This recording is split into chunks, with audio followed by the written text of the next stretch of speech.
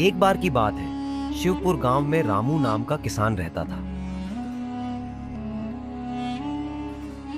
रामू के पास खेत का एक छोटा टुकड़ा था, जिस पर वह अपनी खेती करके अपना और अपने परिवार का पेट पालता था।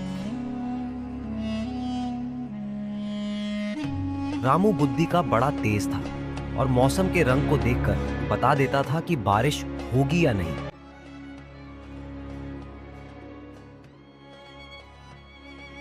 इसी कारण गांव में उसकी बहुत इज्जत थी।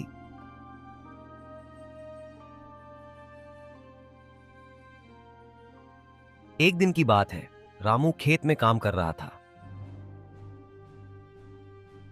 तभी उसके पास गांव के सरपंच जी आए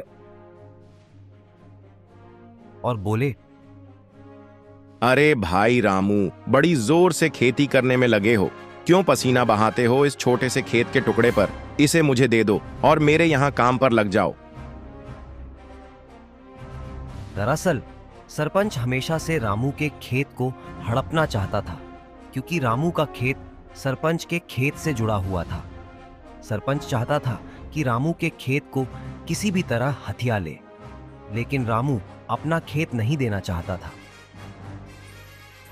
सरपंच जी, मैं इसी खेत के टुकड़े से तो पल रहा हूं।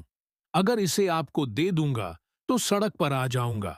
लेकिन अब मैंने दिमाग में सोच लिया है कि इस बार ऐसी फसल करूंगा कि दोगुनी कमाई होगी। देखना, सरपंच जी, एक दिन आपका वाला खेत भी मैं अपने खेत में मिला लूंगा। सरपंच ने यह बात सुनी तो चौंक गया और मन में बोला, ये अब कौन सी खेती करने जा रहा है? मुझे पता लगाना चाहिए। ये तो वैसे भी बड़ा चतुर है। सरपंच ने रामू से पूछा, अरे रामू, लेकिन तुम खेती किसकी करने जा रहे हो, बताओ तो। ऐसे नहीं बताऊंगा मालिक, ये थोड़ा सीक्रेट है।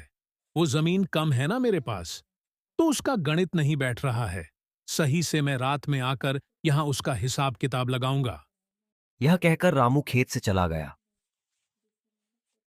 लेकिन सरपंच के दिमाग में यह सवाल घूमता रहा कि आखिर वह कौन सी खेती करने जा रहा है। थोड़ी देर बाद रात हुई और रामू अपना कुदाल लेकर खेतों की तरफ निकला, तो उसकी पत्नी मंजू ने बोला,